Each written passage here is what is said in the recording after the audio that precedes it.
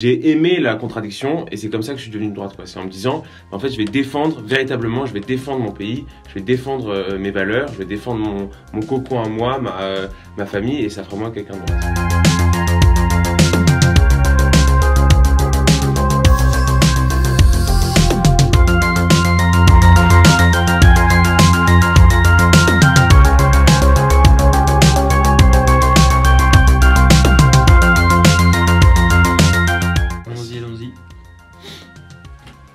Du coup, aujourd'hui, on retrouve quelqu'un qui nous est cher, qui va se présenter.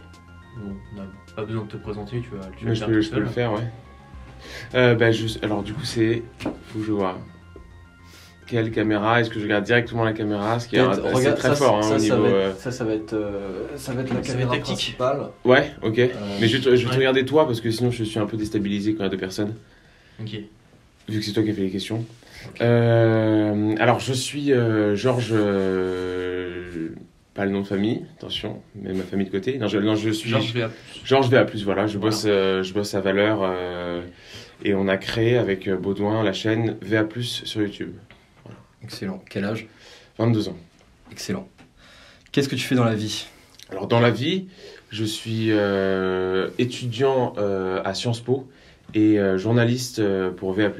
Est-ce que je peux te définir politiquement? Ah, alors attends, c'est là où je dois mettre le siège en mode réflexion. J'avais déjà préparé cette réponse. Non, c'est pas vrai.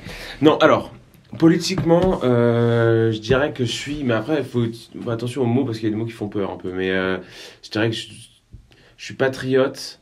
Je suis patriote, identitaire, nationaliste. Alors ça, c'est pour le côté un peu badant. Mais j'ai aussi un côté hyper social dans la politique que je défends. Ce qui fait pas de moi un mec d'extrême droite, mais je dirais plus un mec de droite radicale. T'es conservateur un peu? Je suis conservateur dans ce qu'il y a à conserver, on va dire. Tu vois, j'ai pas envie de conserver des trucs immondes, mais, et c'est aussi intéressant, j'ai grandi dans une famille de gauche. Ce qui fait que tous les réflexes un peu droitards que j'ai toujours cet a priori du social, d'aider les gens, tu vois, je suis pas comme Simon peut l'être, je suis pas un mysticiste, tu vois, je sais pas. J'ai ma conviction propre que la droite est la meilleure des solutions à avoir aujourd'hui dans le pays, mais je m'inspire beaucoup de ce que peuvent être la gauche des années 70. D'accord, donc c'était assez spontané. Ouais, je suis assez spontané, ouais. Catholique? Non. Ok. Comment t'es devenu de droite? Alors, comment je suis devenu de droite? Comme chacun, je pense que c'est déjà mon parcours. Mais mes parents sont de gauche, du coup, je suis devenu de droite en m'opposant un peu à eux. Donc je pense que chaque personne, chacun a des convictions qu'il obtient en s'opposant, en s'opposant. Mais je suis devenu de droite, en fait, c'est mon parcours personnel qui a fait que, à un moment donné, j'étais dans une classe, alors c'était en seconde, j'étais dans une classe où il y avait un peu toutes les nationalités représentées. Et au moment où ça venait mon tour, on me demandait, toi tu viens d'où? Alors il fallait forcément que je me trouve un truc un peu sympa sur le côté, genre mon arrière-grand-mère elle a su ça en espagnol, du coup au lac Étal. Et en fait, il s'est avéré que dire je suis français, je suis fier d'être français, ça a fait de moi à la fois quelqu'un de droite et à la fois quelqu'un qui s'assume. Donc c'est un peu comme ça que j'ai grandi. Et ensuite derrière, c'est resté un particularisme pour moi, surtout que je suis très vite devenu royaliste. Du coup, je pense je suis devenu de droite en m'inspirant des fiertés des autres. T'es toujours royaliste? Je suis toujours royaliste, ouais. Et du coup, comment t'en arrivé à ce constat qui t'a amené finalement à pencher à droite? Le constat de la société actuelle? De la société dans laquelle t'évolues? Bah non, mais en fait, c'est un peu prétentieux de dire ça, mais c'est juste quand tu regardes le réel, quand tu vois les choses sans le filtre idéologique que tu peux avoir ensuite, tu vois, sans passer ça par une conscientisation politique, quand tu vois juste le réel, quelque part le réel est de droite. Tu vois, la nature des choses font que tu as envie de conserver ce que tu aimes, tu as envie d'être le meilleur, tu as envie de protéger les tiens, c'est un peu des bas instincts, mais c'est des instincts qui font qu'on est là aujourd'hui à en parler. Du coup, étant donné que le réel était de droite, et que moi, pendant très longtemps, j'ai assimilé ça à du classique fascisme et compagnie, Bah, moi, je m'empêchais un peu de l'être, tu vois. Puis ensuite, j'ai découvert que j'étais pas le seul, que je pouvais avoir des connaissances, des amis qui pensaient comme moi. Et ouais, et je me suis beaucoup opposé à mes darons, je me suis beaucoup opposé sur ces constats-là politiques, à mes proches. Euh, du coup, c'est sûr que c'était pas facile au début de m'assumer comme un mec de droite, mais euh, j'ai aimé la contradiction et c'est comme ça que je suis devenu de droite, quoi. C'est en me disant, en fait, je vais défendre véritablement, je vais défendre mon pays, je vais défendre mes valeurs, je vais défendre mon cocon à moi, ma famille et ça fera moi quelqu'un de droite. Et t'as eu, comment dire, aussi des déclics par rapport à tout ce qui est Internet. Bah, T'es tombé sur des pages. non, alors je suis pas partie de ceux qui sont arrivés sur la sphère Natio via Soral, parce qu'il y en a quand même pas mal, qui sont passés de rien à Soral, donc le gap est assez fort, de rien à Soral et de Soral à la sphère Natio. Moi, je me suis droitisé au fur et à mesure de mon existence, mais je suis jamais passé par des trucs. Après, j'ai vu, je suis de cette génération-là, j'ai vu l'émergence du Raptor, l'émergence Voilà, de Papacito et tout. c'est à quoi je pensais. Bah oui, bien sûr, ça m'a inspiré, mais j'étais déjà convaincu d'être profondément conservateur lorsque j'ai découvert ces mecs-là. D'accord. Ça marche. Selon le politologue Carl Schmitt, la politique, c'est définir l'ennemi. Oh, l'autre, t'as eu des questions de Sciences Po, là, calme-toi. Pour toi, c'est qui l'ennemi? C'est nous. C'est essentiellement nous, c'est pas... Non, parce que, en vrai, je dis ça sincèrement, c'est qu'on a tendance à dire, à remettre la faute... Tu vois, il y a un truc dans la droite qui est la déresponsabilisation permanente. C'est-à-dire qu'on va te dire, les mecs de droite, ils vont te dire, c'est pas nous les fautifs, c'est les gens de gauche. Non, c'est pas nous les fautifs, c'est les immigrés, c'est les arabes, c'est les noirs. Bon, ça, c'est un discours qui est déresponsabilisant. Les vrais coupables de ce qui se passe actuellement, c'est nous. C'est nous, c'est nos ancêtres, c'est la manière dont on perçoit les choses, la manière dont on perçoit le combat politique. Si Combini, si Brut, si tous ces médias-là ont réussi à prendre tant d'importance, c'est qu'on leur a laissé le champ libre. C'est qu'à un moment donné, on a été des fiottes, quoi, sans parler vulgairement. Donc, alors, bien sûr, on a des ennemis héréditaires qui sont les gauchistes, entre guillemets, même si ce terme ne veut pas dire grand-chose, mais bien sûr, ceux-là, c'est nos ennemis jurés, mais ils ne représentent personne. Tu vois, la pensée de gauche, la pensée postmoderne, elle ne représente pas grand monde en soi. Elle représente les hauts de fer des villes, mais tu vois, les vrais ennemis, c'est ceux qui ne se bougent pas dans notre propre camp. C'est ceux qui décrédibilisent notre... en fait. Voilà, c'est ça, ouais. Ça fait quoi de bosser chez Valeurs Actuelles? Ça fait quoi de bosser à VA? Ben, en fait, pour tout vous dire, je suis arrivé, j'avais déjà fait mes vidéos, c'est à l'époque où on s'est rencontrés, j'avais déjà fait mes vidéos un peu coup de gueule, tu vois, pas très travaillé, mais le montage un peu drôle. J'avais montré ça à mon coloc qui connaissait Baudouin. Et ensuite, de fil en aiguille, il recherchait quelqu'un et du coup, j'y suis allé. Au début, je pensais être vraiment le mec de base qui arrive en stage, qui fait les cafés, la photocopieuse, tu vois, qui casse pas les couilles. En fait, non, il s'avérait qu'on m'a donné beaucoup de responsabilités sur le moment. On m'a dit, putain, bah, tu sais quoi, t'as des idées, fais-le. En fait, dans la construction de la chose, du projet, ça a été un déclic pour moi. Tu me parlais de déclic tout à l'heure. Le déclic de se dire, j'ai envie de lancer un format, je repère ce qu'il y a sur la toile actuellement, j'ai envie de lancer un format, et ben je vais le faire. Et ça, pour le coup, je dois remercier les boss de VA parce que eux, ils ont été hyper entreprenants avec moi. Du coup, ils t'ont laissé beaucoup de liberté. Alors, pas à moi personnellement, mais au groupe dans lequel je suis avec Baudouin. Parce que dans VA+, je fais une petite parenthèse là-dessus, mais dans VA+, le danger, c'est pas un danger, mais le biais, c'est qu'on me voit que moi. Parce que c'est moi qui suis le plus exposé. Il faut savoir que derrière moi, il y a le graphiste, Raphaël Deperle, Baudouin Wisselman, celui qui gère, celui qui a en charge la gestion de VA+, un autre mec qui s'appelle Armel, et Geoffroy qui chapeaute tout ça de manière avec Maestria. Très bon ça. Non mais ouais, du coup, la question initiale c'était qu'est-ce que ça fait de bosser à VA? Ouais. Ça fait vachement du bien. C'est très reposant, ça fait plaisir d'aller au taf. C'est un bonheur tous les jours de mettre à bien les projets qu'on a. C'est un bonheur de voir que la chaîne elle marche bien. C'est un bonheur de voir que les retours des gens sont putain, ça faisait longtemps qu'on attendait un média comme ça.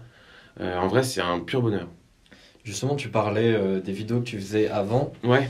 Alors, c'est pas exactement la même chose parce que toi, tu faisais plus une rétrospective sur des thématiques un poil plus profondes que ce que tu fais dans tes revues d'actu. Mais c'est un format très similaire. C'était ton idée, ça plutôt. Ouais. Non mais oui, c'était mon idée. pas mal copié de ce que faisait Hugo Décrypte à l'époque. Ouais. Que je salue, même si je le connais pas, mais parce qu'il est à Sciences Po. Non, mais en fait, on s'est inspiré un peu de lui, parce que ça marche bien. Et en fait, on s'est rendu compte aussi que la revue d'actualité, les gens, les infos que tu leur donnes, ils les ont déjà, en fait. Tu vois, tu leur apprends rien aux mecs. Tu vois, ils savent ce que tu vas dire. Eux, ce qu'ils attendent, c'est une lecture particulière de l'actualité. Ouais. Et c'est ça qui marche. Effectivement. Tu vois. Ouais, c'est un prisme. C'est un prisme, et c'est pour ça qu'on a lancé ce truc. Ok, bah en tout cas bravo parce que quand même je pense que tu es une forme de soulagement pour beaucoup de gens. C'est ce dont tu avais besoin et finalement tu l'as fait toi-même. Mais je pense qu'il y a beaucoup de gens qui vont te féliciter parce que ça fait du baume au cœur de voir ça en tout cas. Donc bravo. Merci. Et du coup, bah, sur le côté aussi, est-ce que tu as d'autres choses? Est-ce que tu fais de la musique par exemple? Ouais. C'est ça, qu'est-ce que tu fais un peu comme au hasard, musique, on a mis vraiment non, mais musique. vraiment là, je dis ça par le plus grand. Par le plus grand des hasards. Oui, je fais de la musique. Je suis. J'ai un nom d'artiste, je fais de l'électro, de la deep house, à mes heures perdues. J'ai un peu arrêté là, même si j'ai sorti un son en novembre dernier. Mais sinon, ouais, je fais de la musique. Du coup, t'as un petit côté artistique. Du coup, j'ai un petit côté artistique. Ok. C'est assez original dans le milieu, je trouve. Ouais. Non, mais oui, et ben c'est justement pour ça que c'est intéressant. Je veux pas me jeter des fleurs ni rien.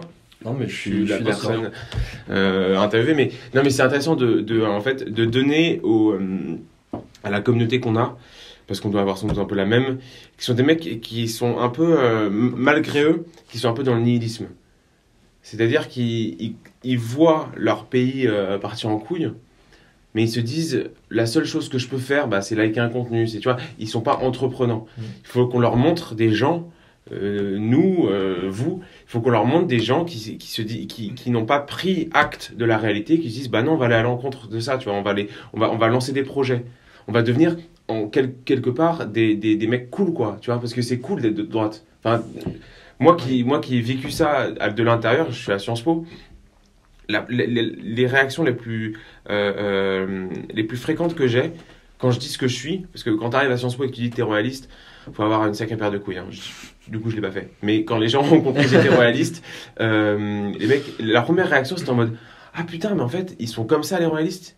C'est pas genre des mecs qui viennent dans des abbayes. C'est-à-dire qu'il y a des gens qui sont tellement dans quelque chose qui est de l'ordre de l'irréel, ils sont tellement déconnectés qu'ils vont imaginer qu'un royaliste ou qu'une personne de droite ou juste parce qu'il emploie un mot qui a été sur lequel on a tapé dessus pendant des années, comme ne serait-ce que le mot patriote aujourd'hui, alors même nationaliste, ils vont s'imaginer que c'est un type qui est nécessairement violent, qui veut la fin de l'histoire, qui veut la fin du monde et qui veut voir des fleuves de sang absolument partout. Carrément. Mais oui, et c'est pour ça que il faut qu'on montre à cette communauté-là, à ces communautés-là, qu'il y a des gens de leur âge, parce qu'on a globalement le même âge, il y a des gens de leur âge qui ne souffrent pas d'être de droite. Parce que s'assument. Voilà, c'est pour beaucoup de gens, c'est un peu une souffrance. C'est un peu comme la maladie mentale, c'est-à-dire que tu peux pas le dire. Parce que, non mais en vrai, dans ta famille, tu vas te prendre une taloche ou tu vas être rené tes potes. Du coup, tu gardes tes convictions pour toi. Du coup, tu t'alimentes seul dans ton parcours politique. Ce qui est terrible. C'est-à-dire, moi, la force de mes convictions, je la dois autant aux lectures que j'ai faites qu'aux débats que j'ai eu avec mes potes de gauche. Non mais il y a aussi un truc qui est vachement intéressant. C'est les mecs qui te disent, ouais, c'était mieux avant. Ça, c'est une phrase qu'on a tous entendue. Les mecs, ils voient ils vont voir, ouais, c'était mieux avant. Le foot, c'était mieux avant. Le rap, c'était mieux avant. Bref, les mecs qui sont dans le passé, quoi, qui sont passéistes, ce qui est le contraire malsain du conservatisme. Bref, non, en fait, le combat politique qu'on mène, nous, à notre échelle, mais surtout dans notre époque, il est passionnant, en fait. Tu vois, c'est énorme d'être de droite aujourd'hui. Ouais. Je veux dire, dans les années 50, ça puait de la gueule. C'était chum, tu faisais quoi? Tu faisais 4%. Tout le monde aimait la France, du coup, tu avais à convaincre personne. Ouais. Tu vois, là, on a un combat, on a 20 ans qui s'offrent à nous qui vont être passionnantes.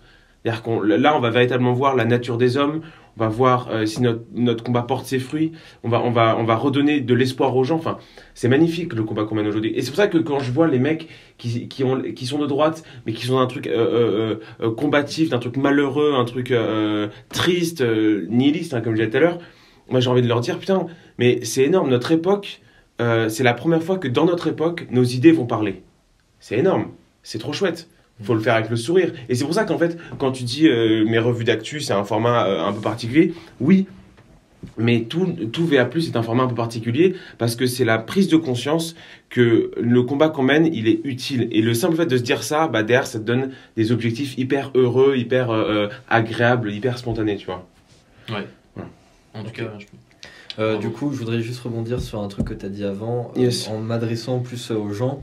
Voilà, si vous êtes des gens cool et stylés, assumez-vous de droite. Parce que, en fait, cool. On peut se dire, ah oui, mais je vais m'assumer de droite, du coup, les gens vont m'identifier comme Mussolini. Non, les gens vont faire peut-être l'inverse. Peut-être qu'ils vont vous identifier comme Mussolini au début, mais peut-être qu'eux aussi, ils vont faire la réflexion inverse, à savoir, ah, bah en fait, un mec de droite, c'est ça. Alors qu'ils s'imaginaient, je sais pas, un militant qui va décimer 60 personnes sur un pont en Norvège. Pourquoi est-ce que tu fais ce que tu fais ? Alors, ce que je fais en général, enfin, ton militantisme, quoi. Bah, en fait, j'ai été très longtemps militant, plus ou moins secrètement, mais j'ai été militant. Et ça m'a cassé les couilles parce que l'impact que j'avais était pas celui auquel j'aspirais. Un peu par prétention, tu connais. Mais quand tu investis tellement d'énergie dans le militantisme, quand tu investis tellement de volonté dans la conviction que tu as dans tes idées et que derrière, il n'y a pas de retour. Et même pire, parfois, le militantisme te coûte parce que tu es obligé de dire à tes potes, tu le dis, tu dis non mais mec, en fait, t'es chelou, c'est des idées bizarres, casse-toi, quoi. J'ai voulu transformer j'ai arrêté le militantisme et j'ai transformé toute l'observation que j'ai fait des choses, j'ai transformé dans le concret. Et c'est pour ça qu'avec Baudouin, parce que Baudouin est aussi à l'origine de ce projet, qu'avec Baudouin on a créé VA+, c'est qu'on voulait que les gens de droite, mais pas forcément que les gens de droite, les gens qui sont intrigués par la politique, se retrouvent dans un format qu'ils connaissent. C'est une question de code en fait, c'est comme en informatique. En informatique, tu parles à un mec qui code en HTML, il va jamais coder en JavaScript. Enfin, il peut le faire, mais c'est pas son langage premier. En fait, c'est pareil, nous, les gens qui nous regardent, ils ont un code particulier. C'est le code Combini, quoi. C'est des interviews courts, c'est un format qui est drôle, c'est un format qui est rapide, qui a le temps et compagnie. Nous, on a les mêmes codes, sauf que le fond va changer. Voilà, c'est une vision différente. Une vision différente, voilà. Et est-ce que d'un côté, le fait de se plus assumé de droite, d'un autre côté, j'imagine que ça t'a fait perdre peut-être des relations, mais aussi ça t'y a gagné énormément, je pense, dans le sens où... Si jamais tu perds des relations... Parce qu'elle valait pas la peine, peut-être. Quelque part, oui. C'est Socrate qui disait ça, mais si un pote à toi n'est plus un pote... Moi, il n'était pas pote, Socrate à l'époque, mais il disait, si un pote à toi n'est plus pote, ça veut dire que vous avez jamais fait pour être pote. Faut remplacer ça par ami et mettre tout ça en grec et ça fait un truc un peu original. Bref, non mais si jamais dans ta bande de potes, les mecs te disent non mais en fait t'es de droite, va te faire enculer, c'est qu'en vrai la relation que vous aviez était pas un truc de ouf. Tu vois, c'était pas, vous n'avez pas chialé quand vous allez revoir, quoi. Moi je pense que si on a encore un message aux gens, parce que nous on a tous été dans des soirées plus ou moins avec des personnes qui étaient de bords politiques différentes et tu vois on s'est confrontés, quand on était plus jeune on l'a bouclé un peu plus, maintenant on ouvre nos gueules. Mais je pense que en tout cas, justement, il faut peut-être qu'ils l'ouvrent parfois parce qu'il y a des gens qui disent rien et qui sont peut-être même dans la même classe au lycée et compagnie et ils vont se faire des super potes. Et les gens au final qui sont les plus fourbes vont se révéler et au moins ils perdront peut-être des mauvais amis mais ils en gagneront des bons. Mais oui, mais c'est ça, c'est que moi par exemple j'ai une très bonne bande de potes sur Lille parce que j'étais à l'IEP de Lille. J'ai une très bonne bande de potes sur Lille. Ils savent tout ce que je pense. La majorité savent ce que je pense. Pour autant, on s'est jamais embrouillé là-dessus. Bien sûr que t'as des débats d'enculés, ça crie, ça truc, mais non, tu peux dire ça, mais c'est impossible, et le diable et tout. Mais en fait, au fur et à mesure, les gens comprennent ce que tu penses. Et quand t'entres dans un débat avec la seule volonté de comprendre ce que dit l'autre, le débat change. Et c'est pour ça que beaucoup de gens en soirée, ils osent pas débattre. C'est que ils ont une vision du débat qui est totalitaire, un peu comme les gens de gauche parfois. Mais les gens de droite aussi, je leur dis ça bien. Naturel. Ouais, c'est ça, c'est que quand tu parles à quelqu'un, quand tu débats avec quelqu'un, ta principale volonté, c'est pas de comprendre ce qu'il dit, c'est d'avoir raison. Tu vois, donc c'est pour ça que ça donne des débats totalitaires. Alors que quand t'entres dans un débat avec la volonté de comprendre l'autre, de dire putain, mais attends, pourquoi tu penses ça? Qu'est-ce qui t'a amené à penser ça? Toujours le débat change. Et pour revenir à ce que je disais sur les potes, bien sûr, ça te fera perdre arriver et dire j'aime mon pays, je suis prêt à mourir pour le défendre. Quelque part, c'est un peu glauque. Les mecs vont te dire t'es chelou. Or, si tu entres dans un débat avec des amis à toi en disant c'est ma conviction propre, c'est mon engagement que j'aime mon pays, les gens changent en vrai de vrai. Les gens, si un pote à toi te dit arrête de dire ce que tu dis ou je te parle plus, c'est que votre relation elle est pas saine à la base, tu vois. Ouais. Oui, effectivement, si vous perdez des amis parce que vous dites que 2 et 2 font 4, bon, c'est qu'il y a un problème avec vos amis, pas avec le fait que vous disiez que 2 et 2 font 4. Qu'est-ce que tu dirais aux gamins que t'étais quand t'avais 16 ans et que t'étais un peu avec une famille qui était de tendance de gauche, mais de manière un peu spontanée, t'étais de droite? Déjà, quoi comme conseil un peu Déjà, je suis pas forcément fan des mecs qui sont politisés trop tôt. Ouais. Tu vois. C'est-à-dire que je pense qu'il y a un âge minimum à avoir pour te dire politique. Déjà, moi, je me dis de droite. Or, je suis même pas sûr de l'être, tu vois. Je suis sûr d'aimer mon pays, mais j'ai encore beaucoup à apprendre sur le combat politique. J'ai encore beaucoup à apprendre sur la manière de faire de la politique. Tu vois, bon, je suis pas prétentieux avec mes idées, tu vois. Je les impose à personne. Juste, je les dis, j'en parle avec les gens, mais je les impose à personne. Donc, au Georges de 18 ans ou de 16 ans, je lui dirais, sois pas arrogant. Humble, du coup. Ouais. Sois humble, tu vois. Tu sais pas tout de la vie. Peut-être que s'il faut dans 10 piges, tu penseras l'inverse de ce que tu penses actuellement. Peut-être que tu penseras exactement ce que tu penses, mais au moins, tu auras le bagage intellectuel pour te justifier. Ok, donc ouais, attendre d'avoir son premier taf. Voilà, c'est ça, parce que on peut pas reprocher aux gens de gauche, parce que les gens de gauche, paradoxalement, sont politisés très jeunes. Hein. C'est un truc c'est assez fort. Ils ont des concepts politiques assez jeunes, tu vois. Au lycée, ils font déjà des blocus avec des slogans un peu bancals. On l'a vu pour la manifestation, là, par exemple, ouais. Il y a un an sur le climat. Ouais, voilà, c'est ça. C'est que ils savent pas pourquoi ils le font. Il y a forcément un côté très social, de mimétisme social avec la bande de potes, mais il y a quand même des concepts politiques qui ressortent. Bon, moi je critique ça parce que quand t'as cet âge-là, ce que je dois faire, c'est étudier, de te renseigner sur la vie, c'est être un réceptacle de plein d'idées, mais de pas être le mec qui les dit, tu vois ce que je veux dire? C'est-à-dire qu'il faut que tu réfléchisses un peu, il faut que tu sois humble. Faut dire pareil aux gens de droite, c'est-à-dire que les gens de droite ont parfois cette prétention de dire je sais quelque chose, toi tu ne sais pas, quelque part ta gueule. Ce qui est prétentieux. Tu vois, nos idées, moi je pense, hein, mais c'est mon avis à moi, nos idées sont les meilleures, nos idées sont les seules qu'il faille avoir, mais par contre, si on n'a pas les mêmes en face, notre combat n'est pas de tuer l'autre, mais de le convaincre. Parce que tu ne tues pas quelqu'un qui est mort. Tu ne convaincs pas quelqu'un qui est mort, je la refais. Non, mais tu vois un peu l'idée? Tu vois le... T'inquiète, non, mais j'ai... Voilà, c'est ça un peu Non, dans le sens, se forger déjà... un bagage politique et rester humble et grosso modo attendre qu'on ait eu des expériences de vie pour commencer à vraiment évoquer ces idées comme ça. Du coup, est-ce qu'en général tu penses avoir raison quand même? Oui. Pourquoi? Parce que comment? Il y a quelque chose de naturel dans ce que je pense. Tu vois? Il y a quand l'ordre moral des choses est tellement déstabilisé comme il l'est actuellement. Tu vois, par exemple, je te prends un exemple. Demain, tu te fais racketter. Bon, j'imagine pas, mais imaginons que ta petite sœur, ton petit frère se fasse racketter demain. Dans toutes les époques, dans toutes les nations, dans toutes les sphères géographiques qui soient, le racketteur sera le criminel. Ouais. Tu vois, ça c'est l'ordre rationnel des choses. L'agresseur est coupable. Tu vois, bon bref. En France, tu auras quelqu'un qui va quand même réussir à dire un jour, le racketteur est en fin de compte la victime de la société. Parce que, tu vois, c'est toute cette culture de l'excuse des gens de gauche. Ça, pour moi, c'est contre-intuitif. Ça, c'est pas naturel. Et moi, je pense l'inverse. Moi, je pense que le fait d'aimer son pays, le fait de vouloir le défendre, le fait de vouloir vivre en harmonie avec tout le monde, tu vois, cette idée un peu globale de bien-être, elle est naturelle, tu vois.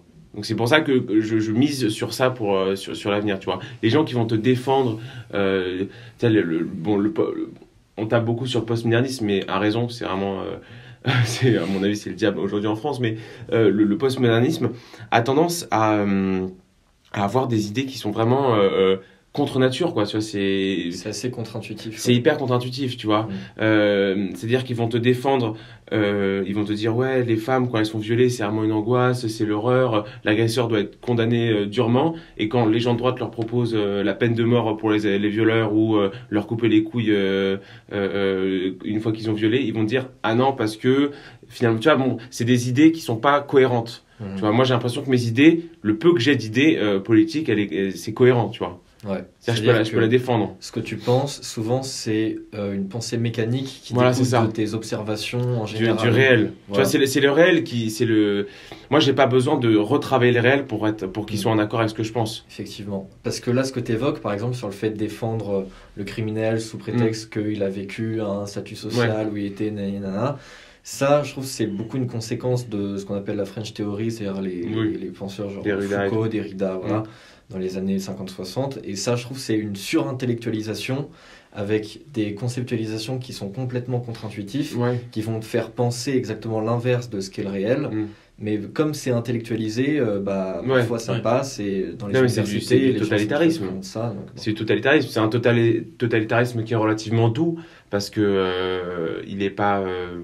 Quoique, j'allais dire doux, mais en vrai, je crois qu'il y a un sociologue pour troll un peu cette pensée-là. Il avait remplacé les whites et juifs, white et Jews dans Mein Kampf. Et il l'avait lu à l'université, c'était passé crème. Donc quand je dis non violente... c'est-à-dire pas de la violence physique, mais c'est de la violence mais au moins, à minima, on va dire de la violence verbale et intellectuelle. Voilà, c'est ça. Après, c'est-à-dire que t'es reclus si tu... Et de la violence sociale aussi. C'est la violence sociale, c'est-à-dire que t'es reclus, t'es repoussé si t'es affecté socialement directement, si t'es à l'antagoniste et tu t'ériges contre la doxa généralement qu'il y a dans les universités. Du coup, on va passer sur une petite question. Faut-il un dictateur pour restaurer la liberté? Peut-être juste un moment, hein, pas forcément tout le temps. Peut-être 5 minutes finalement. Ouais, peut-être demi-heure. Non, en vrai, sur la question parce que la question sous-jacente à cette question-là, c'est la question de la démocratie. Parce que le dictateur est élu démocratiquement, il pourra prendre le pouvoir, mais il serait élu démocratiquement. Il n'y a aucune dictature qui tient sans l'aval populaire. Je pense pas. Pourquoi ? Parce que les idées qu'on veut faire revenir sur le devant de la scène sont des idées qui sont partagées par l'ensemble des Français en soi. Tu vois, nous on peut penser, vu qu'on est dans un cadre relativement gauchisé, on peut penser que nos idées sont minoritaires, mais en fait non. Je veux dire, la majorité des Français pensent comme nous. Dire, le fait d'aimer son pays, de vouloir le défendre et compagnie.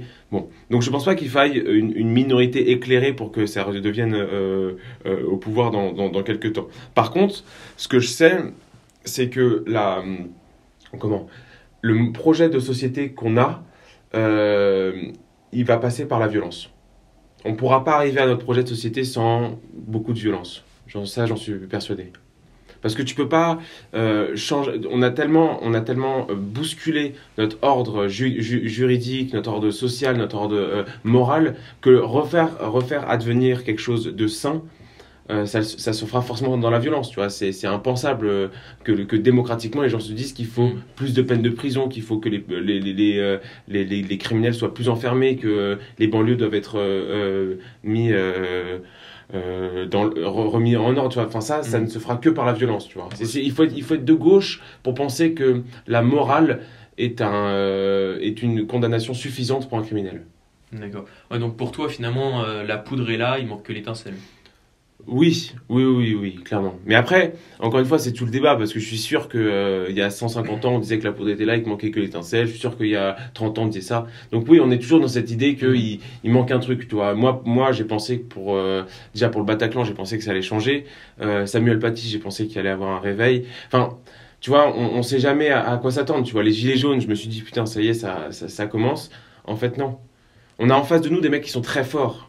Qui sont en termes de marketing, en termes de récupération, c'est des génies. Tu vois, on peut les critiquer, on peut dire ouais, vous pensez de la merde et compagnie. Ben, en fait, c'est eux qui gèrent pour l'instant. Nous, on est là à faire des vidéos YouTube ou un truc, eux, ils sont aux manettes. Vous voyez, donc c'est pour ça que c'est quelque part, il faut de la violence. Un dictateur, je sais pas, parce qu'un dictateur, ça me paraît un peu radical quand même, mais il faudra de la violence, ça c'est sûr. Donc une violence un minimum raisonnée, quoi. Ah oui. Puis la violence. Au service de la raison, on va dire, pour être plus. plus correct. Ce serait peut-être pas à la station, mais oui, il faudra de la violence. Il faudra de la violence. Et okay. Est-ce que tu vois une personnalité pour incarner notre camp au sens large? Moi, j'aime beaucoup Michel Onfray. Ouais. J'aime beaucoup Michel Onfray. Mais Michel Onfray, il pense pas que grand-chose soit possible, c'est ça le truc. Bah non, justement, il me semblait qu'il pensait ça à l'époque. En fait, il s'avère qu'il a pas mal évolué sur la question. En 5 ans, là, il fait beaucoup de revirements. Ouais, mais il a beaucoup évolué. Il est plus dans le nihilisme qui consistait un peu à jouer des violons à côté du Titanic qui coule, quoi. Là, il est dans une réflexion, il a un projet de société, il est cohérent, il va dans le dur, il parle bien. Enfin, en vrai, moi, ce mec-là, je l'aime beaucoup. Et il peut rassembler autant à droite qu'à gauche. Après, il a vraiment pas des volontés de pouvoir, je pense. Mais bon. Ouais. Après, sinon, il y a des indémodables, forcément Zemmour. Forcément Zemmour qui peut rassembler, selon moi. Ouais, je pense que c'est tout. Sûrement pas Marine Le Pen, qui est bien trop de gauche. Mais ouais, non, en vrai, Zemmour ou Michel Onfray. Ouais. Donc ouais, des vrais intellectuels pour le coup, qui ouais. Oui, pas des politiques. Non, mais je pense que ça c'est du passé. Ouais, c'est du passé. D'ailleurs, la preuve aujourd'hui, notre président c'est un banquier. Hein. Parfois, question un petit peu relative à l'actualité générale, qu'est-ce que tu penses du général Pierre de Villiers? Putain, j'ai failli la poser tout à l'heure. Non, mais j'aime bien, forcément, j'aime les idées qu'il défend, j'aime les projets qu'il a. Mais en fait, il a son avantage et son inconvénient, à savoir qu'il connaît le pouvoir. Et je pense qu'on est dans une situation telle que celui qui sauvera le pays est quelqu'un qui ne connaît pas le pouvoir, qui doit plaquer des raisonnements extérieurs dans le pouvoir. Tu vois ce que je veux dire ? C'est-à-dire que tu peux pas arriver en disant je vais tout changer alors que ça fait 30 ans que tu étais dans la politique. Ouais. C'est compliqué. Je vois. D'accord, bah très bien. Du coup, est-ce que récemment tu as accepté de monter ce que tu faisais sur ton compte perso ? Ouais. Donc c'est-à-dire que tu es devenu une forme de un militant de la sphère publique à ton échelle. Mm-hmm. Et du coup, pourquoi tu as attendu tout ce temps et est-ce que ça change déjà quelque chose pour toi finalement ? Ouais, premièrement, pourquoi au début tu t'es pas affiché et pourquoi ensuite tu as décidé de t'afficher ? J'ai beaucoup ce genre de débat avec ma meuf parce que elle aime pas trop que je m'affiche, tu vois. Et non, mais en fait, pour plusieurs raisons. La première, c'est que pour beaucoup de jeunes, on en parlait tout à l'heure, pour beaucoup de jeunes, le principal défaut de la droite, c'est qu'il y a assez peu d'identification. Parce que les gens n'ont pas honte, mais tu sais, genre, tu vois, bon, ouais, on va pas se montrer, tu vois, parce que on n'a pas envie de s'afficher comme un mec de droite, on n'a pas envie que ça nuise dans nos relations. L'avantage, c'est que moi, mon job est lié avec ce que je fais. C'est-à-dire que c'est certainement pas VA qui va me dire, mec, t'es trop à droite, tu vois. Donc, ça m'a pas dérangé sur ce niveau-là. Et ensuite, ce que je disais tout à l'heure, sur le souci d'identification, c'est que moi, ça me coûte pas grand-chose en soi, tu vois. Ça me coûte pas grand-chose de me montrer, de m'afficher, de dire ce que je pense. Parce que ce que je pense n'est pas radical. Je le dis peut-être avec des termes un peu vulgaires, mais ce que je pense n'est pas foncièrement radical. Tu vois, je suis pas là à prôner des trucs horribles. Tu vois, je fais juste un peu appel au sens commun des gens. Et les gens en ont besoin, quoi. Moi, j'ai les commentaires que je reçois, les messages que je reçois, c'est putain. Tu dis simplement ce que j'ai mis du temps à penser et à refouler. Tu synthétises des choses. Ça me fait plaisir, tu vois. Bon, bah, en vrai, si lui, ça lui fait plaisir, moi, ça va me prendre quoi ? Moi, c'est quoi le risque ? C'est qu'on me dise, mec, t'es trop à droite. Mes potes savent que je suis à droite. Ma famille sait que je suis à droite. Ma meuf sait que je suis à droite. Je peux perdre personne en faisant ces vidéos-là. Donc, du coup, c'est que gagnant, tu vois ce que je veux dire ? Ouais. Donc, en vrai, ça m'a pas fait. Après, c'est sûr qu'au niveau de la visibilité, là, je commence à avoir une visibilité. Les gens, le risque que je pourrais avoir, c'est de me faire emmerder dans la rue. C'était jamais arrivé pour le moment ? Non. Ok. Non, on me reconnaît, mais on m'emmerde pas. Et justement, il y a des gens qui t'ont félicité un peu, genre. Ouais, il y a un mec l'autre jour qui est venu me féliciter. Ok. Et est-ce que tu recommanderais aux gens de s'afficher ? Oui, carrément. Carrément, il faut.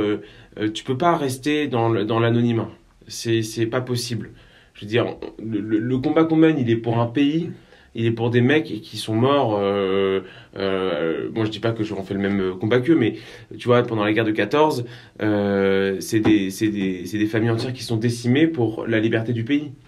Tu vois, c'est des mecs qui vont mourir pour que, à la fois horizontalement et verticalement, ça meurt pas, tu vois. À la fois pour que leurs enfants, leurs petits-enfants, leurs ancêtres soient fiers d'eux, et à la fois pour que, actuellement, le voisin d'à côté ne meure pas. Donc c'est des combats qui nous dépassent, qui sont magnifiques. Et s'afficher, c'est quoi le prix de s'afficher? C'est ton boss, il va te dire, ah non mec, t'es trop à droite, tu te casses, très bien. Très bien, tu te casses et tu feras un métier qui te correspondra plus. Si ce que tu penses si ce que tu penses, t'as honte de l'afficher, ça veut dire que ou ce que tu penses, c'est pas bon, ou c'est que t'es une fiotte. Et dans les deux cas, il y a un truc à faire. Il faut travailler. Faut aller à la salle. Voilà, finalement. Après, il y a quelque chose aussi, c'est que plus on sera nombreux à s'afficher, moins on sera emmerdé. Oui, c'est un effet de foule, bien sûr, mais il faut des précurseurs. Voilà. Le Raptor s'est affiché, respect à lui. Papacito s'est affiché, gros respect à lui. Julien s'affiche, Simon s'affiche. Tu vois, cette sphère-là est en train de se dire, en fait, j'ai plus honte de penser ce que je pense. Donc petit message aux gens, du coup, en soirée, vous pouvez vous afficher un petit peu. Mais affichez-vous. Mais en plus, si vous le faites bien, vous n'allez pas avoir de soucis. Ouais, et puis surtout, si tu le fais avec des gens que tu connais, ils vont pas nécessairement te renier. Mais oui, carrément. Non, mais c'est juste, les mecs fantasment un peu sur l'extrême gauche qui se relâchent sur notre cul, sur notre dos et compagnie. Ça va, les gars, je veux dire, on n'est pas des opposants politiques. Dire bon, ça va, vous m'avez cassé les couilles de votre marine, c'est pas non plus appeler à la haine. Enfin, tu vois, non, mais c'est vraiment. On surinterprète ce que pensent les gens de gauche. Et encore une fois, le postmoderniste et leurs avatars, les filles aux cheveux bleus, c'est certainement pas une menace. Vraiment. Elles parlent très fort, mais elles utilisent. Alors, ok, il faut qu'on parle d'un truc. Norman. Ouais. Norman fait là, j'ai envie de faire un truc. Ok, let's go, on y va. Non, mais en fait, c'est symptomatique. Ce mec-là a obviously perdu ses couilles assez copieux quand il a fait sa petite vidéo d'excuses de merde là. Bref, mais en fait, c'était sûr en fait. Non, mais c'était sûr en fait. Non, mais pourquoi c'est important cette histoire? Parce que on l'a accusé de racisme. Bon, parce qu'il a dit Fatoumata. Waouh, ok, petit-fils d'Hitler. Ouais, l'horreur. L'horreur, quasiment, le nazisme. Non, mais en vrai, tu vois, et lui, il a dit, ok, j'ai tellement peur de cet adjectif de raciste, j'ai tellement peur d'être traité de raciste, je vais faire une vidéo pour m'excuser. Ce qui en soi est hyper louche, parce que, je sais pas, si demain ta femme meurt et que je fais une vidéo pour dire c'est pas moi qui l'ai tué, tu vas dire. Quand t'as rien à te reprocher, t'es louche, t'es bancal. T'as pas besoin d'ouvrir ta gueule, quoi. En fait, on s'est rendu compte de quoi avec ça? On s'est rendu compte que ces gens-là, ces mecs qui accusent de racisme, on va dire les postmodernes, en général, les gauchistes en soi, même si les gens de gauche ne sont pas tous des gauchistes, mais les gauchistes en soi, ceux qui utilisent cette menace à l'insulte, cette menace au racisme et compagnie, leur seule force, c'est qu'on les pense dominants.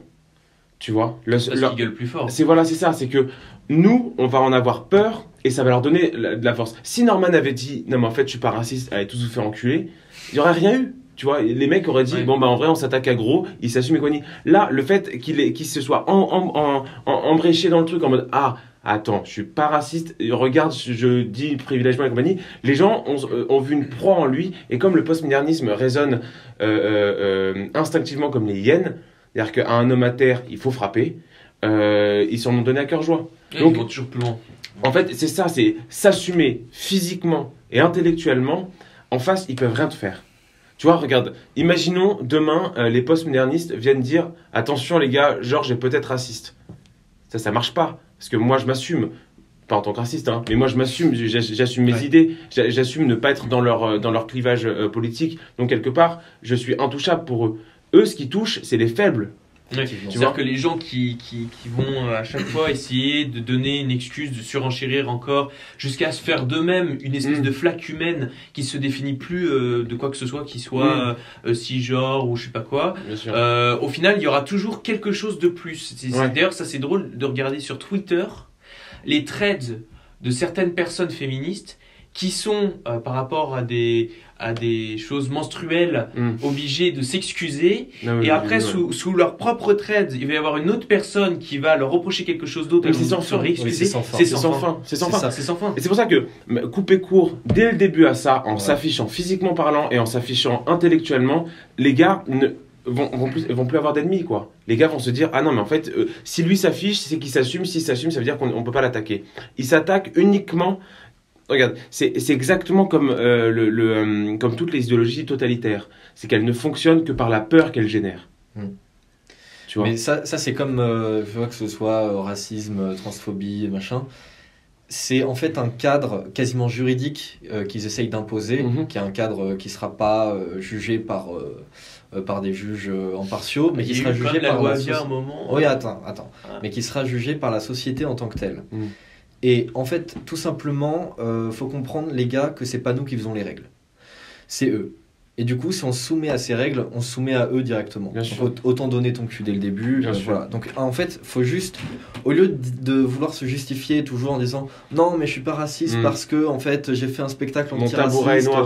C'est-à-dire que Norman, c'est non seulement il a pas dit grand chose de grave, mais en plus il a juste déroulé tout ce qui était l'antiracisme ambiant aujourd'hui. Tu vois, il parle de privilèges blancs, de ses potes arabes qui rentrent pas en boîte, machin. Enfin bref, du coup c'est jamais assez.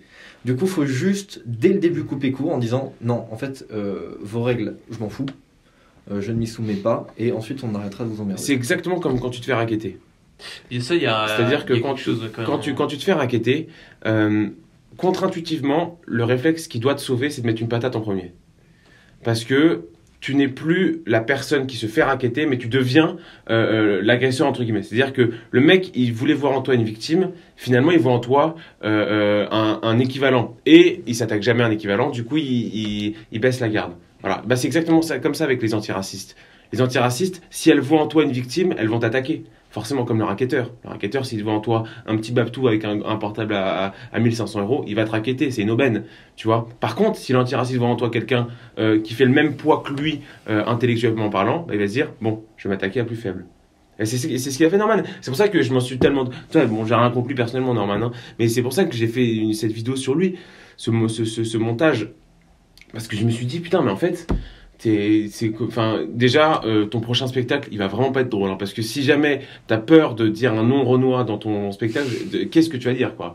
Tu vas te foutre de la gueule des ch'tis, bon, ça fait pas un spectacle entier, tu vas faire des blagues sur Toto, on s'en sort pas, quoi, tu vas pas être drôle, et ensuite le fait que quelle fierté t'as de toi, quoi, quel sentiment humain je peux ressentir en regardant cette vidéo?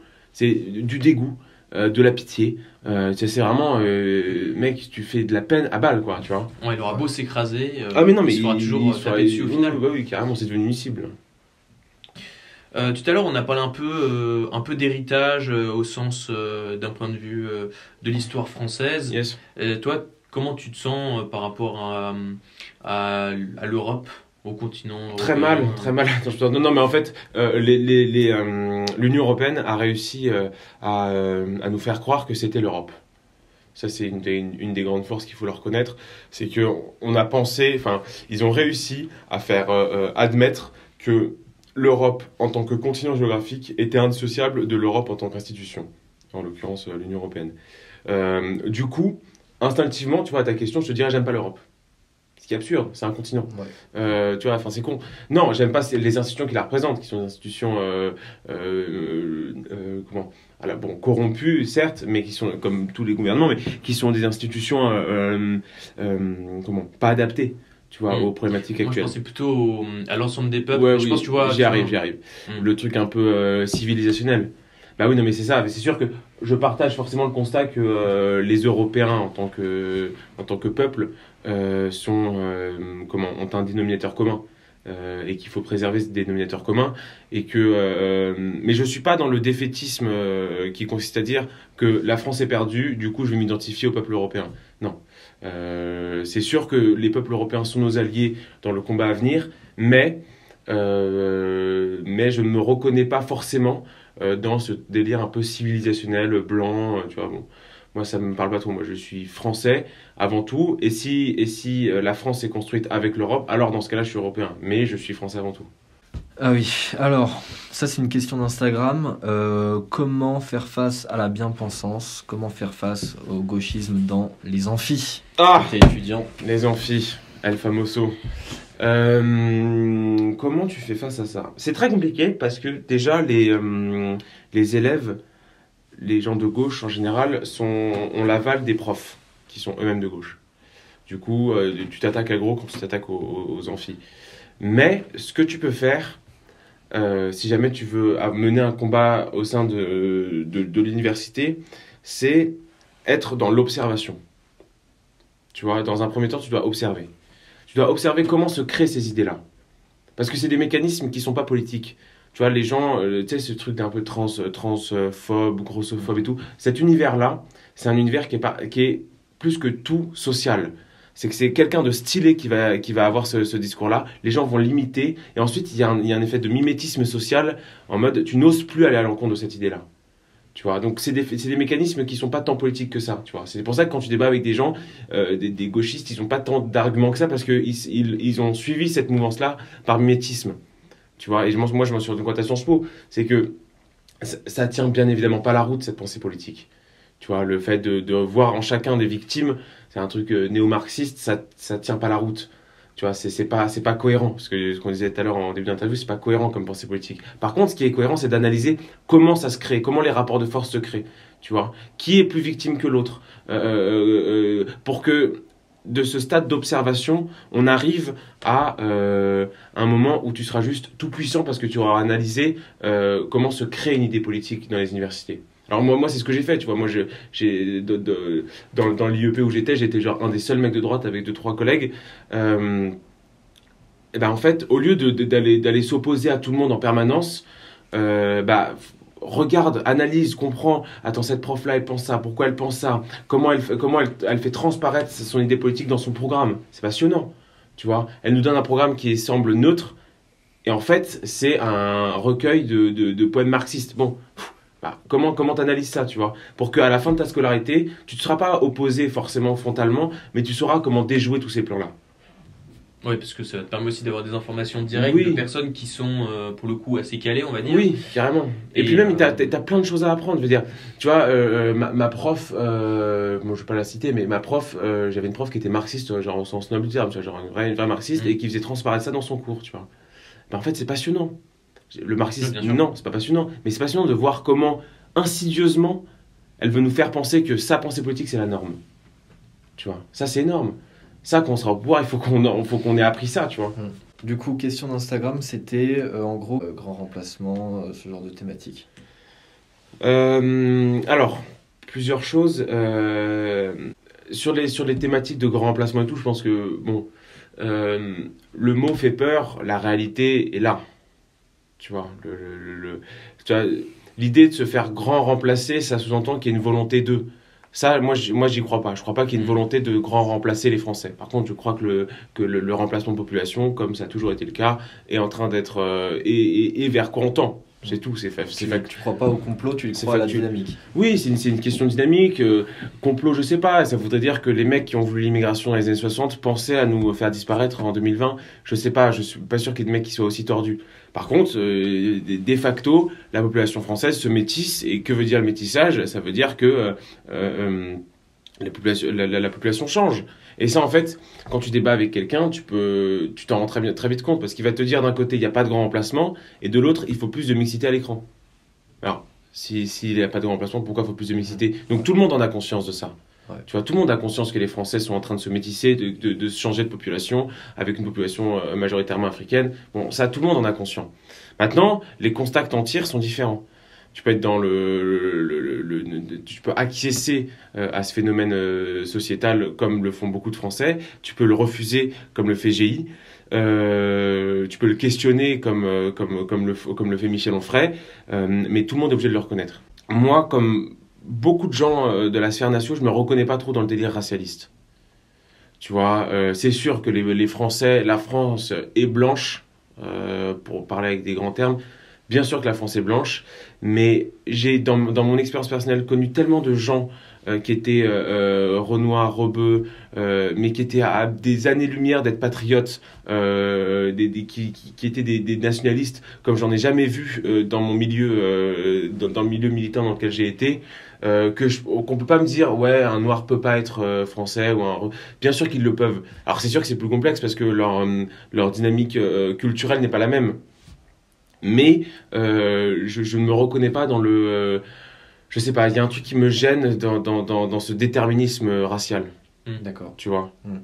Alors bien sûr, ils vont te dire non, mais attends, nous on n'est pas vraiment. Regarde, on a un noir dans la section de je sais pas où. Bon, oui, certes, mais l'idée générale est quand même d'essentialiser globalement tous les immigrés, d'essentialiser tous les blancs et de dire les blancs doivent s'opposer. Non, je pense pas. Je pense que le combat qu'on mène ne peut pas être racial. D'accord. Tu vois, il est beaucoup plus général. Justement, tout à l'heure, tu parlais de ceux qui croyaient plus tellement à la France et qui se réfugiaient dans une idée européenne. C'est un petit peu ce que fait Gilles, tu vois. Bah oui. Parce que effectivement, l'identité européenne, elle est beaucoup plus ethnique. Alors bah oui, forcément, c'est plus simple. C'est quelque chose de plus fluide et on peut dire, oui, peut-être un peu quelque part finalement. La France, c'est certes une ethnie, mais c'est aussi une idée, donc pas que une ethnie. Oui, non, mais oui, bien sûr. Mais c'est pour ça que je disais tout à l'heure, tu fais bien de noter, sur le nihilisme un peu des européistes qui vont dire non, mais attends, regarde, toute l'Europe est blanche, tout. Bon, oui, certes, sauf que le combat qu'on mène, on peut utiliser des mecs comme Carteron, on peut utiliser des mecs comme Michel Onfray, on peut utiliser des mecs. Tu vois, enfin, je veux dire, on a Jean-Marc Mormec, un boxeur qui est un patriote comme on n'a jamais vu, Arsène Gounamerian, que je connais, un boxeur qui est ouf. Bon, ces gens-là sont issus de l'immigration. Tu vois, donc est-ce qu'on peut, est-ce qu'on peut se prévaloir d'être. Tu vois, parce que le combat, on le mène contre des gens qui sont blancs. Donc théoriquement, on devrait être contre. Tu vois, on devrait être avec eux parce qu'on a la même couleur de peau. Ça n'a pas de sens. Tu vois, la couleur de peau ne peut pas définir un idéal politique. C'est pas possible. C'est fataliste, c'est déterministe. C'est même plus déterministe que certains déterminismes sociologiques de gauche. Effectivement. Bon, comment tu vois l'avenir pour nous à moyen et long terme? Général, on en parlait tout à l'heure. Comment je vois? Ça dépend, t'as parfois un peu des coups de mou, tu te dis putain, mais les gens se réveilleront jamais, les gens comprendront jamais ce qu'il faut faire. Non, en vrai, je pense que l'avenir est joyeux. Pas parce que l'avenir va être heureux, mais parce que l'avenir est plein d'actions. Parce que l'avenir va forcément faire ressortir des gens une vérité profonde, tu vois. C'est-à-dire que les combats qu'on mène actuellement et qu'on va mener plus tard, l'état dans lequel est le pays actuellement va faire ressortir chez les gens un instinct naturel, une volonté propre, une ferveur, une vérité qu'on n'aura jamais vue avant. Donc nous qui allons vivre ça, c'est énorme. C'est énorme. C'est fondamentalement, on va revenir à des canons de réussite et d'ordre dont on a peu conscience aujourd'hui. Donc pour moi, je suis très, très heureux de vivre cette époque-là. Elle sera joyeuse, pas forcément heureuse. Il y aura beaucoup il y aura des hauts. Mais je pense que dans les bas, on va reconnaître les vraies personnes. Et ça va être énorme. D'accord. Comment on peut t'aider quand on te regarde, on peut s'abonner. Ouais, carrément, vous pouvez vous abonner. Comment on peut m'aider? Non, mais en fait, assumez-vous. Moi, c'est ce qui m'aide. Baudouin avait eu un super beau commentaire sur une de ses publics, en mode ouais, j'ai été un peu dans l'ignorance pendant pas mal de temps, mais grâce à vos vidéos, je me réveille. Ça, c'est énorme. Tu vois, moi, en vrai, des abonnements, bien sûr, c'est énorme. Tu vois, ça fait toujours plaisir. C'est cool. Mais devenez vous-même des Georges V.A., quoi, j'ai envie de dire. Devenez vous-même des mecs qui vous assumez, poussez vos coups de gueule, poussez vos trucs, assumez-vous, faites du sport, soyez vrai, soyez toujours ouvert au débat, soyez jamais dans l'extermination de l'ennemi, mais dans la compréhension. Souvenez-vous, ce que je disais tout à l'heure, hein, on ne convainc pas une personne qui est morte. Donc quand vous arrivez dans un débat en voulant terminer l'autre, c'est nul. C'est nul parce que c'est faire offense à notre art oratoire. On peut convaincre, voilà, les gars, un truc que les gens doivent retenir, c'est que les gauchistes, ils ont les médias, l'ordre judiciaire et l'argent avec eux, ils sont tunés. Les gens de droite, ils ont le réel. Donc on a tout gagné, quoi. Tu vois. Donc si vous voulez m'aider vraiment, assumez-vous comme un mec de droite, n'ayez plus honte de vos idées. Soyez fiers de vous-même. Putain, vous venez d'un pays qui est quand même sacrément burné. Vous pouvez pas vous permettre de vous laisser marcher dessus. Bon, ça veut dire que dans l'ensemble, ça fait agréable, je pense. C'est assez agréable d'entendre ça parce que t'es optimiste. Et du coup, je suis très optimiste, bien sûr. Pour toi, l'histoire, elle est devant nous. Bien sûr. Et on a de quoi avoir du baume au cœur. Ouais. Cette interview est terminée. C'est terminé. Merci beaucoup. Merci beaucoup à vous de me recevoir. Et à très vite. Et à la prochaine. Alors merci à tous d'avoir suivi la vidéo jusqu'au bout, c'est déjà très sympathique. Je vous invite évidemment à vous abonner à la chaîne parce que c'est le genre de contenu que l'on crée. Je vous invite à mettre un pouce bleu, je vous invite à mettre un commentaire afin d'améliorer le référencement des vidéos. Je vous invite également à nous rejoindre sur Instagram, où vous êtes nombreux, encore plus nombreux que sur YouTube, également sur Twitter, où là pour le coup vous êtes 10 fois moins nombreux. Et enfin, je vous invite aussi à faire un don, n'importe lequel, même 1 euro, pour la page Tipeee. Si chacun d'entre vous mettait 1 euro, on pourrait déjà largement avancer. Cela nous permettrait d'acheter un bien meilleur matériel afin de faire des meilleures vidéos, notamment en ce qui concerne les entretiens, ce qui est le format que l'on préfère faire et que vous préférez regarder. Cela va nous permettre vraiment de nous améliorer sur le plan technique, de pouvoir faire des très belles interviews, et de faire venir plus de gens, donc plus d'abonnés, donc de faire venir plus de dons, et donc plus de techniques, et donc plus de gens, et donc voilà, on sera dans un cercle vertueux dans ce sens.